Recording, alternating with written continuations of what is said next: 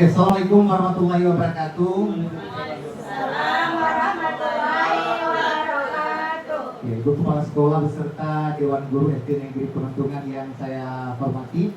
Di kesempatan siang hari ini kami akan melaksanakan penimbasan pemulihan pembelajaran melalui penguatan literasi dan numerasi jenjang sekolah dasar pada komunitas pelajar antar sekolah di SD Negeri Penuntungan yang dilaksanakan pada hari ini 27 Agustus tahun 2024.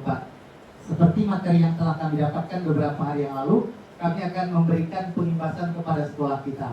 Nah, mengapa kita dapat program ini?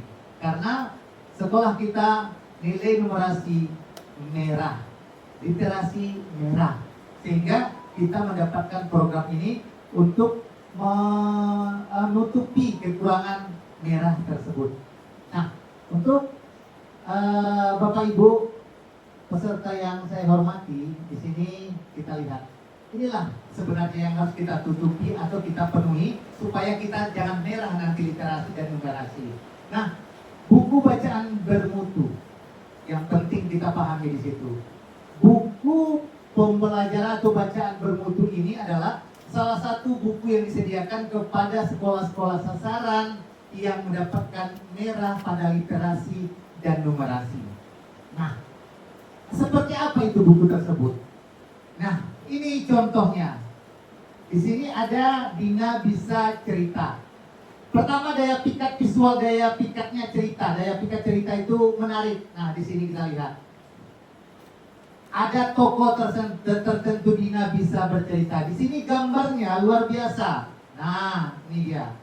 Beda dengan buku-buku yang biasa kita baca. Di sini daya pikatnya, pertama desainnya. Kalau untuk kelas rendah itu besar-besar. Nah, bukan seperti buku kita kemarin kecil-kecil. Juga tema dan materi yang diamati oleh peserta didik. Temanya selalu bercerita tentang seorang tokoh anak-anak. Karena sasarannya siswa SD, maka tokohnya juga ini SD, seorang murid SD. Kesesuaian dengan kemampuan membaca peserta didik. Kalau kelas rendah atau yang A, kelas 1, itu tidak banyak bacaan, yang banyak gambar. Ini di sini hanya di sana ada acara mendongeng. Nah, itu saja. Begitu jelas gambar tersebut, tapi deskripsinya hanya sedikit. Itulah menceritakan bahwa buktinya atau ciri-ciri satu buku bacaan bermutu. Nah, itu disediakan oleh pemerintah untuk sekolah-sekolah tertentu saja. Yang kelima, muatan budaya yang mewakili peserta didik atau budaya lain yang meluaskan wawasan pengetahuan peserta didik. Nah, di sini menceritakan tentang budaya daerahnya sendiri. Apakah dia ibaratnya pergi ke suatu tempat yang memang ada budaya, ada tokohnya, menceritakan budaya daerah sendiri sehingga anak-anak mudah memahami. Bukan seperti buku-buku yang lama, itu ada Kalimantan, ada Sulawesi, membedakan yang mana sudut baca, pojok baca, perpustakaan sekolah dan lingkungan sekolah. Antara dua yang pertama dengan yang kedua sulit kita bedakan. Nah, kalau untuk sudut baca itu terdapat di kelas. Di kelas. Kalau pojok baca bisa di tempat penungguan orang tua menunggu anak-anak di sekolah, bisa juga di dekat kantin sekolah, bisa juga di depan kelas, bisa juga di tempat-tempat yang strategis anak-anak makan, misalnya menikmati bekal kalau ada tempat nyakian, atau di depan UKS bisa. Tempat yang penting anak-anak nyaman saat membaca.